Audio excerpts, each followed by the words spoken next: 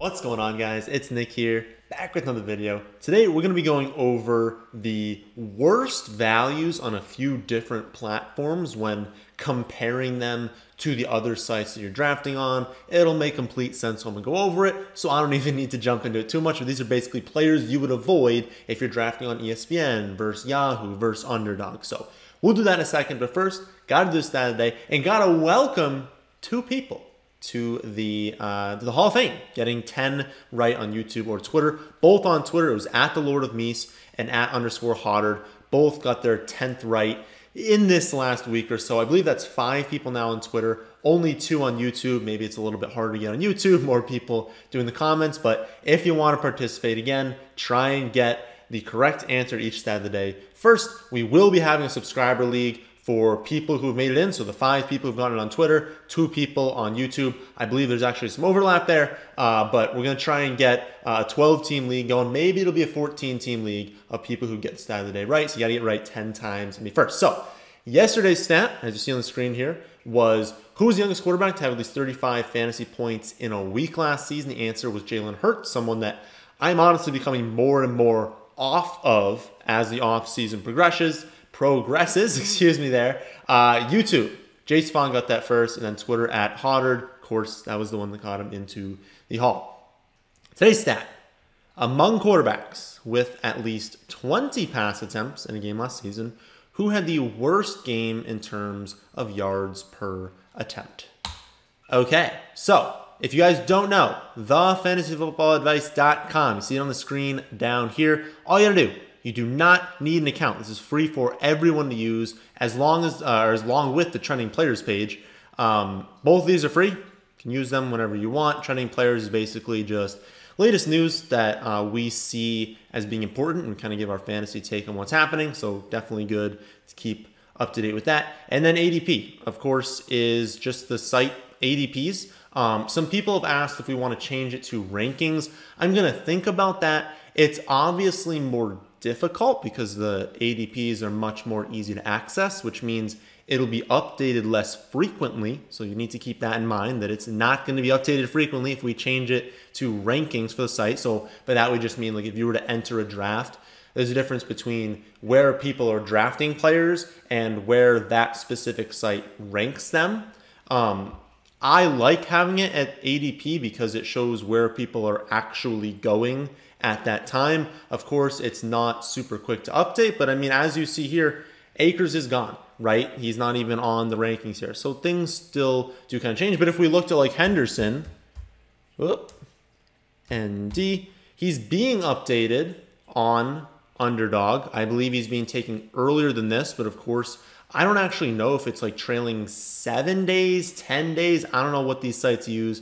They don't really tell us what they use for their ADPs. But of course, this is not actually where Henderson is going. It's just because some of the data they're using is later.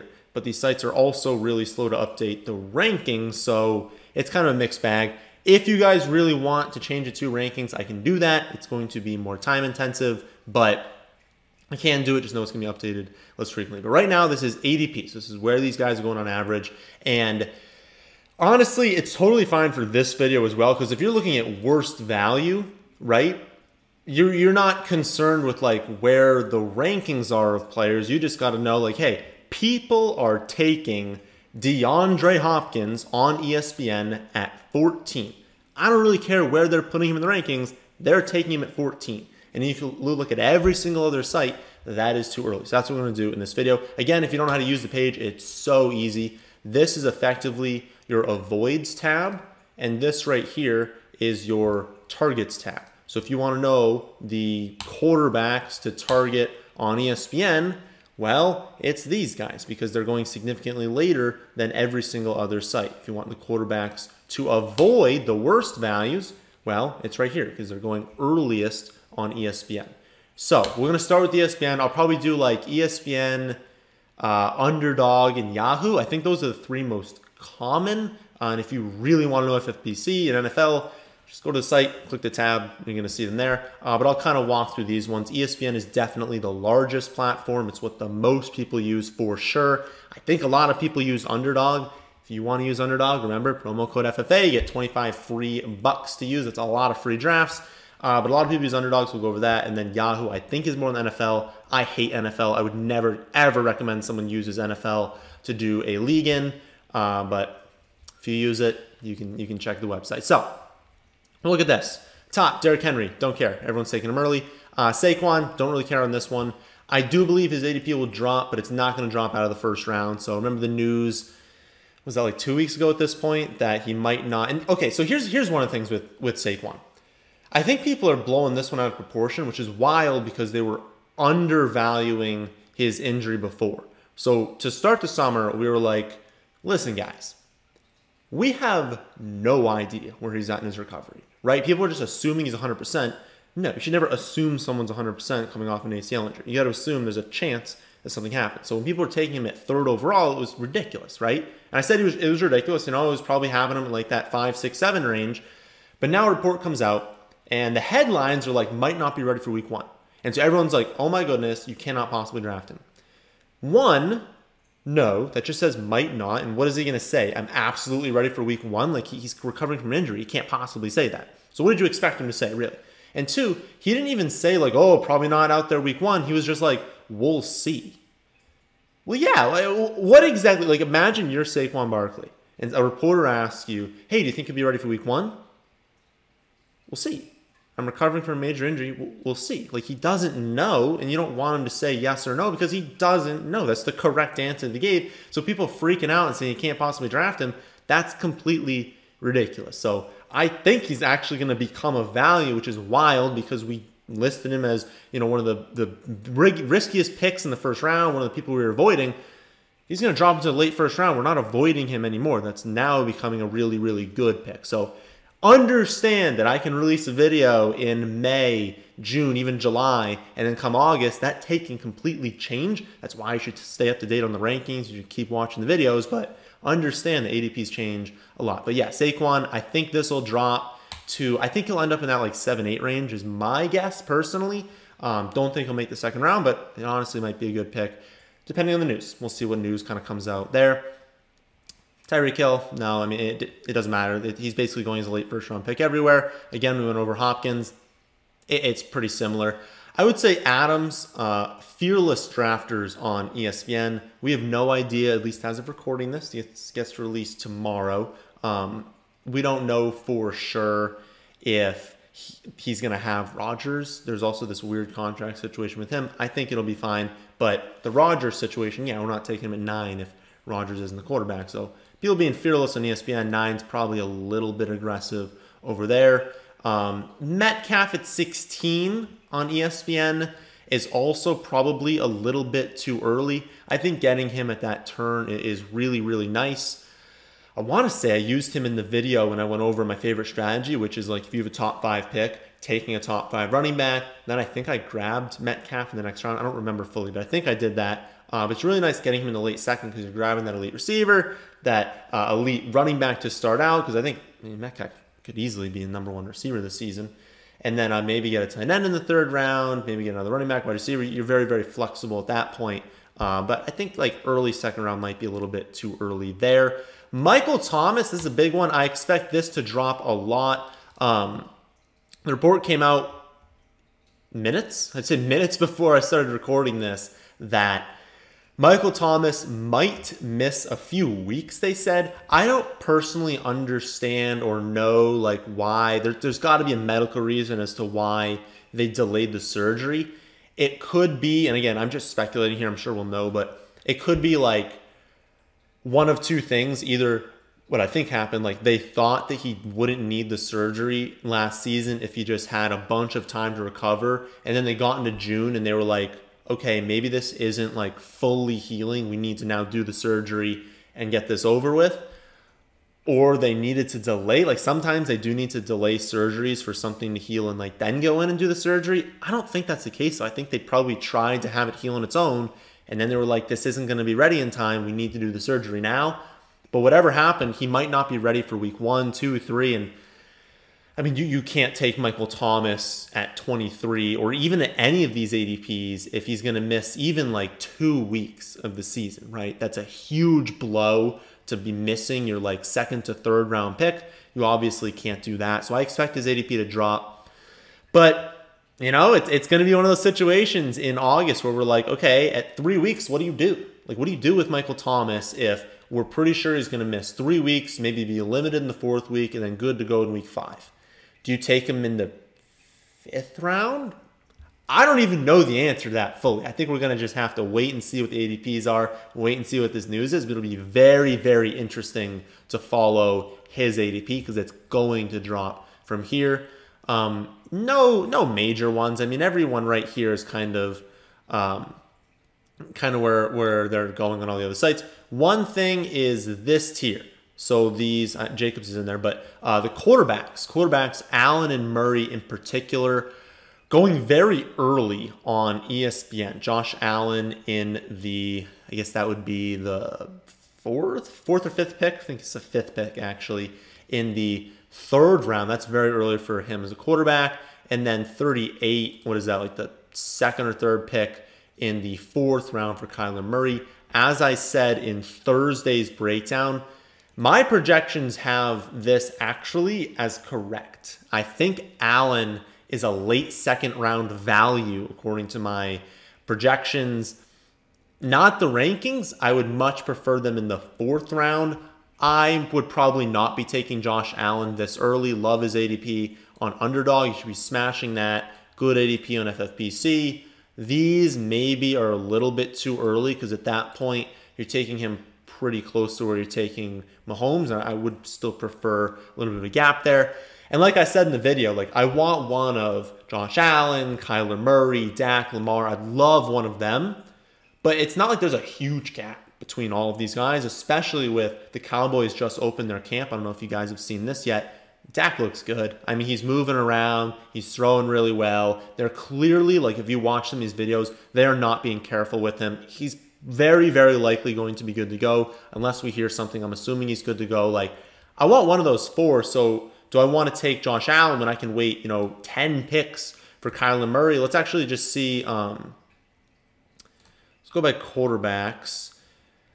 Let's see. I actually don't even know this. So, yeah. So, ESPN, you've got 28 for Josh Allen. Or you can wait 10 more picks and grab Kyler. You can wait 8 more picks and grab Lamar. 2 more picks and grab Dak. And they could fall too, right? You could just be in a draft where they go a little bit later. And so I'd rather just do that, not just lock in Josh Allen. I'd rather just be like, okay, let's see, does one of these guys come of value? Because I really like all of them. That's not the point of this video. I've already done a video on this, but just wanted to point it out. That's how you can kind of use these as well. We did the right one, right? Okay, good. Obviously too early on Josh Jacobs. We don't like Josh Jacobs. I don't need to go over that one too much. I'm not taking him in the late 3rd round. That's not going to happen. LaVisca, it's barely a value over Underdog, and realistically, it's probably correct. But, if you've got 2 leagues, one is ESPN, one's like Yahoo or NFL, and you like LaVisca, just plan on not taking LaVisca in ESPN because his ADP is correct. And, I mean, we'd obviously like to target guys whose ADP is incorrect, right? Juju's going way too early on ESPN. I know ESPN's default is full PPR, and obviously Juju's better in full PPR, but it's too early. I think that Deontay is clearly their one. I think that they're going to run the ball more. I think that they're obviously going to pass the ball less if they run the ball more. And then I think that Claypool can take a step forward, and all of these are negatives to Juju, and it's like he'd need injuries. He'd need to get lucky with touchdowns to really pay off that ADP. So he'd absolutely be an avoid for me on ESPN. Fuller going a tad too early. You guys know I don't love really any of the Miami pass catchers. I think they're all talented. There's just too many of them, right? I love the talent of Waddle. I love Parker. I love Fuller. I love these guys talent-wise.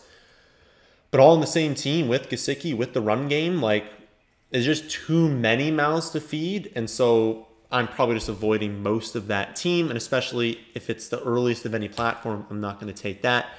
Cooks, listen, if you can just not draft Houston Texans, you're going to be fine. No one in the world of all fantasy is going to lose their league because they avoided Houston Texans players. I'm going to say that right now. I feel comfortable saying that. You don't need to draft them. And then pretty much everything here, who cares, right? We're at the point where it's like you take whoever you want, so no one's really like a horrible pick at that point. Switch on over to Underdog, see if we can evaluate some. Oh, and obviously I talked about this last time.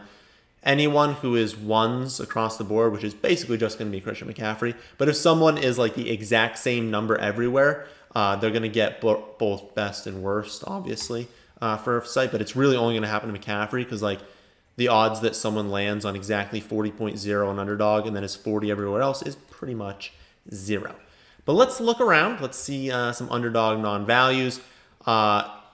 Totally fine with this Zeke ADP on Underdog. I think that's where it should go, but it's not a value, right? I think Zeke should probably be in that 5, 6, 7 range. So taking him at 5.6 isn't crazy. 6 on FFPC. But I'd much prefer these other sites. I just think people are a little bit scared of Ezekiel Elliott right now. They probably shouldn't be. So I expect these to increase. He'll probably finish in that like 6, 7, 8 range is where I would guess. Calvin Ridley at 16 is honestly like where he should be going. So it's not an avoid for me. Mixon, that's actually probably where he should be going too. So that's not an avoid for me. Clyde, I don't know. I mean, I think Clyde at 21.7 on Underdog, I would prefer third round. Like I think it's second round. I'm a little bit scared just because like we think he's going to be really good. We think he's going to catch passes. Obviously, like any running back on Kansas City has elite upside. I just prefer it with my third pick. So I like the values on ESPN, Yahoo, and NFL a little bit more there. But I think they're going to rise a little bit and kind of match Underdog here. No crazy ADPs. I'll say that CeeDee Lamb at 29, that's probably right at the top of where he should be. That would be, I guess, the late third, the mid. I'd say that's the mid third round. That's like fine. But if you're taking him at the mid third round, like you got to probably realize that that is close to his ceiling until, you know, he has injuries. Like if you told me everyone's healthy for a full season, so you get 16 or actually 17 games now out of Gallup, Amari Cooper, CeeDee Lamb, you get 17 out of all of them. Lamb can pay off mid-third round, but it's not going to be easy to like crush that. So will he return first round value? Very, very unlikely. He need an injury there. So I'll take it. I mean, I'll take it at 29. I don't know where I have him projected. I'm actually doing a huge overhaul right now on the rankings, and we're going to have 1.5 tight end. We're going to have 6-point passing touchdown rankings. We're going to have super flex for standard, half, and full PPR. Like we already have standard, half, full, and then PPR for like super flex PPR, but we're going to have like everything. It's just going to take a little bit of time. I'm hoping early next week we can have that up if I don't run into any issues. But I've been very, very busy / on vacation recently. So I think that's going to get up early next week. And obviously it's also very difficult to put all of that together, but it's going to look really nice. It's still going to look the same on like the pages. I gotten very, very positive feedback on the rankings pages. So I'm not changing that at all. It's just the back end for me is changing. And so that takes time to do. But I think next week we're going to have all those scoring formats up, which will be really, really nice. And back to this. Robert Woods, let's actually go over this. So 36.7, again, I mean, I prefer in the 40s, obviously. I think, of course, we have the Cam Akers injury. It's out for the season, if you hadn't heard. And now initial reports are that they are not going to add a free agent. I don't think that's ridiculous to say. Just like look at free agency. There's not anyone that good. Like it's not like they're lacking. And they're like, oh no, how are we not going after free agent? Like there's no one good. I think there's a possibility they trade for someone. I've thrown out Melvin Gordon, Sony Michel, maybe. Sony might not get cut now because now Stevenson might be hurt. There's like a weird thing with Stevenson. I don't know what's going on there. But they could trade for Sony because he'd be very cheap. There's other backs they could definitely trade for. They can get like Mark Ingram if he gets cut. I think there are a few other backs, like James Robinson they could trade for. It's just like finding a trade partner that is like cheap. But if they don't, or if they do and they trade for like a low end option, doesn't this just mean they're going to throw the ball a ton? Like, isn't they just going to be like, okay, Stafford, like, we were going to lean on you anyways, but now, like, they're not giving Henderson 25 carries like they could have given Akers, right? Henderson can still be good in fantasy, but as far as like their pass run split, this helps the passing game, this injury. And so this is a boost for Kupp. It's a boost for Wood, for Higbee, for Stafford, and we already liked them before, so this is definitely a positive for them. So keep an eye out on this updated rankings. I'll see exactly how high they do move. But yeah, we're definitely looking to draft the Rams pass catchers after this injury. Looking further, I would say that Moore, and I've actually noticed this all offseason, people are drafting DJ Moore very early on Underdog, and I don't think I've taken him yet. And that's coming from me, someone who thinks he's incredibly gifted as like a route runner. I think he's just a very, very, very good wide receiver, very good for his age as well. And I have 0%, I believe, of him on Underdog. I think all the other sites actually have it right. But yeah, I think going at 40.5, it's a little bit too early for me on Underdog. Looking at everything else, Tyler Lockett is a little bit too early in Underdog. That's just probably capturing the weekly variance. He has a lot of upside, obviously, playing in Seattle. But personally, again, I don't really draft Lockett as well, just because I think Metcalf is so clearly their number one, and he was like practically unusable outside of like 2 or 3 games last season. It's just not a player I prefer. I love that weekly ceiling, but I want it to happen more. I don't want 2 good games. I want like 5 good games, right? And so if I don't trust Lockett as much, I'm not gonna draft him as much.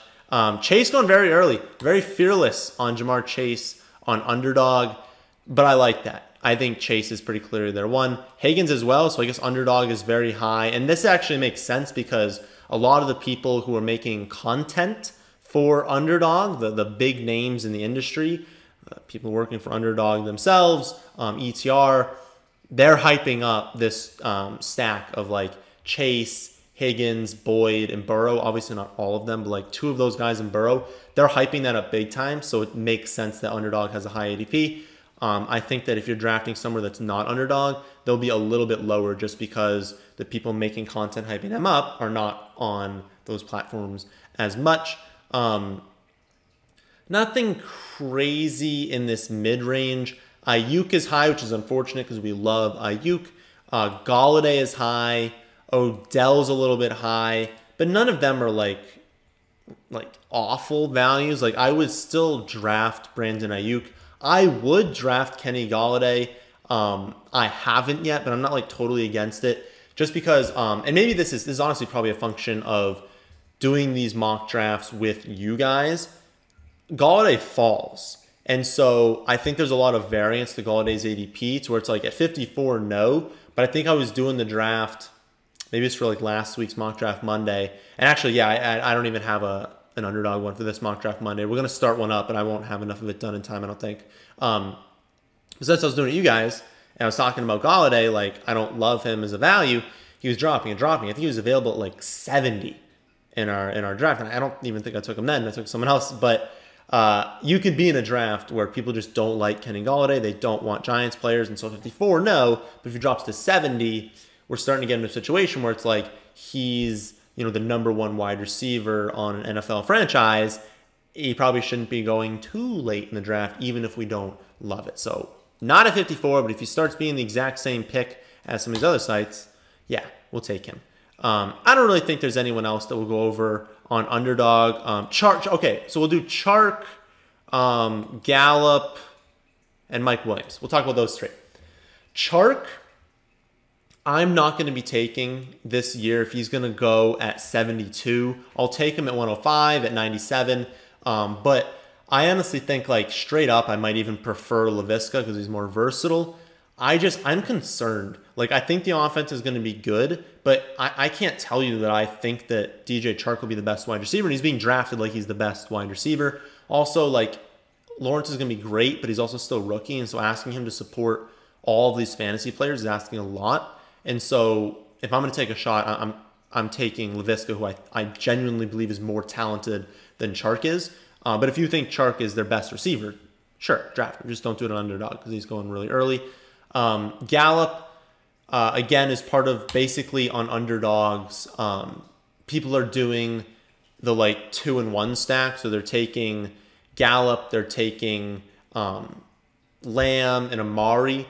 They're taking 2 of them to go along with Dak. And so that's why you see the ADP higher here. If you are drafting anywhere else, I don't think that Gallup is going this early. And so I think he's a really, really nice pick on basically every other site.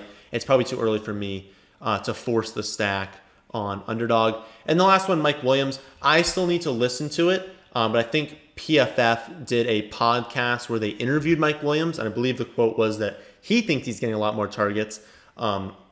This is potentially player speak. I mean, we don't actually know if he can get more targets.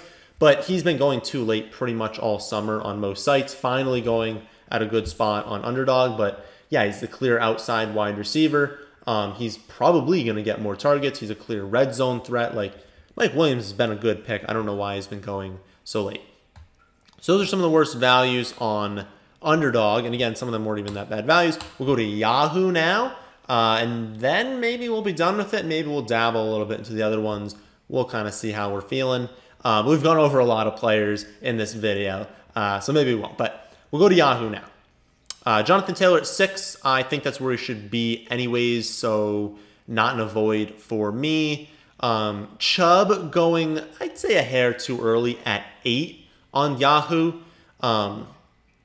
8 to me, like that's basically the ceiling, right? I know he's going to be amongst the league leaders in rushing yards, potentially rushing touchdowns, but Hunt is still there. He's still not going to have receptions. And so taking him in like the mid-first round, it feels a little too early for me. I still think he's awesome, but I think early second round is where you should be taking Nick Chubb. Aaron Jones at 11. Honestly, if once it's basically just Rodgers. Like if we know Rodgers is good to go, I think he is probably going to be in that like 8-9 range. I think that's where Aaron Jones would be. And so he'd be like a great value on all these sites. But of course, if Rodgers leaves, I think Aaron Jones is much closer to like late second, early third. That's where I would guess. Only because like it's this weird thing where it's like I feel like they'd use AJ Dillon more. As weird as that sounds, like I think they put a heavier emphasis on the ground game, and that's not where you get value in fantasy, right? Like Aaron Jones gets his value from like receptions and touchdowns to like add in a little bit of the yardage.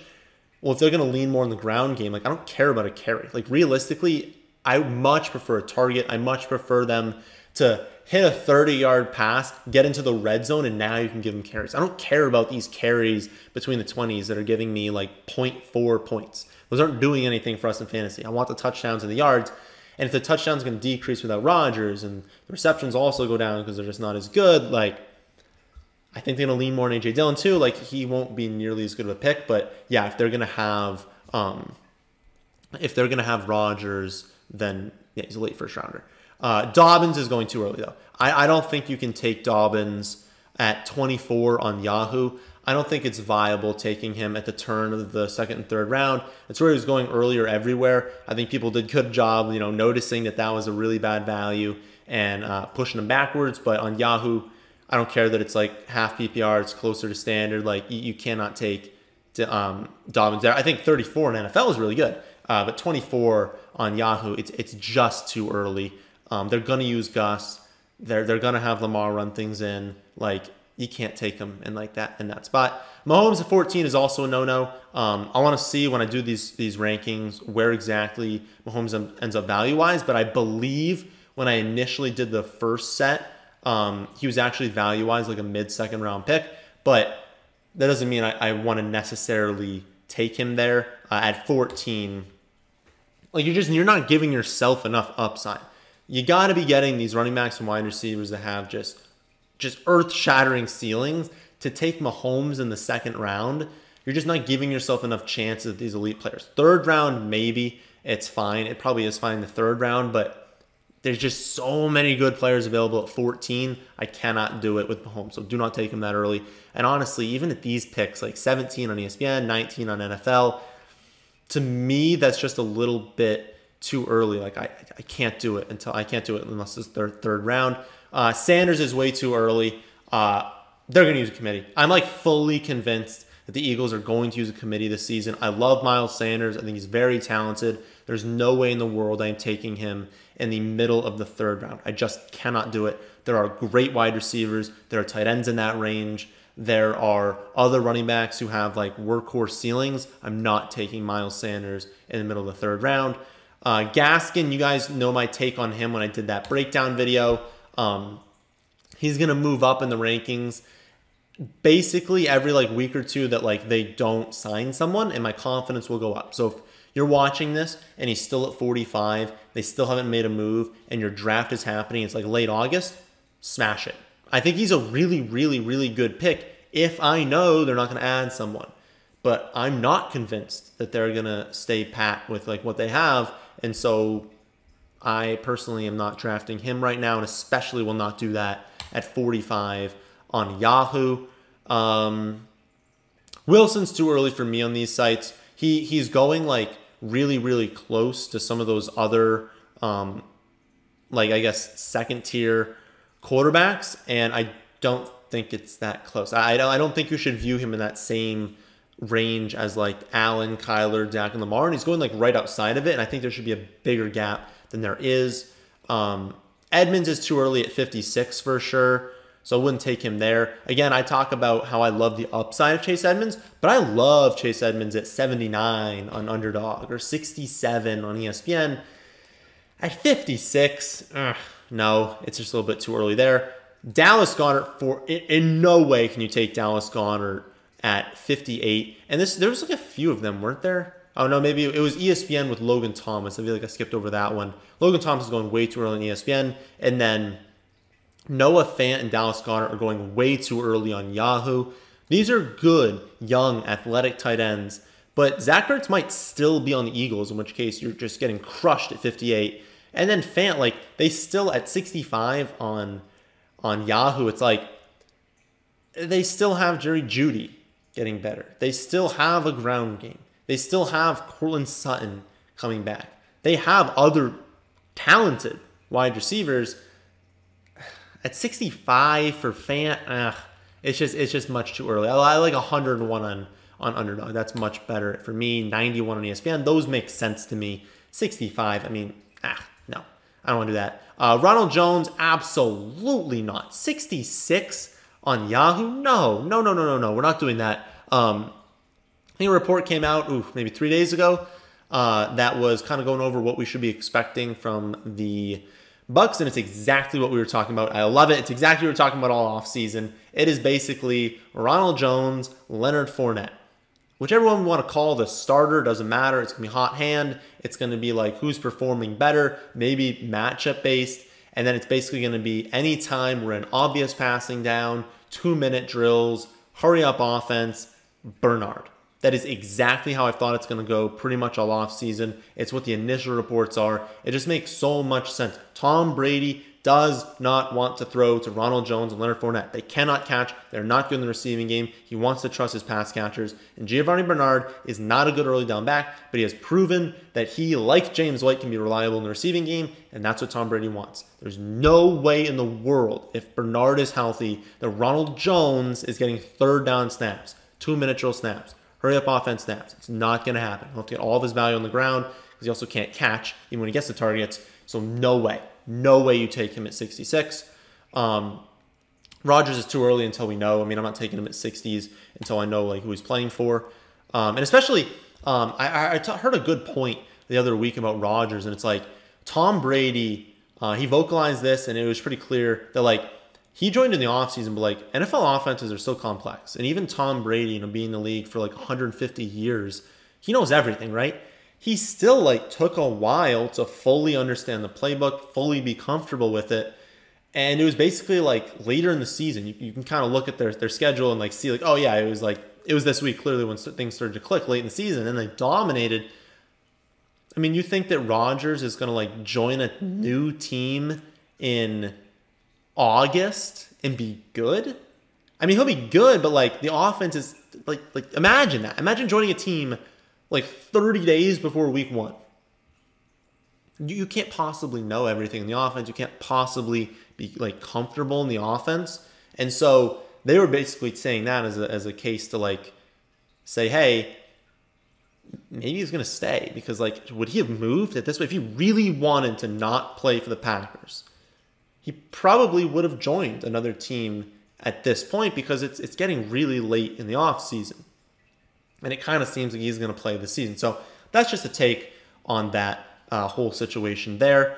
I do still think most likely is that he stays and plays for the Packers, but I can't say I'm confident in it, so I'm not going to like spend a 60s pick on that. I'll just spend a little bit earlier pick and get someone I feel really good about.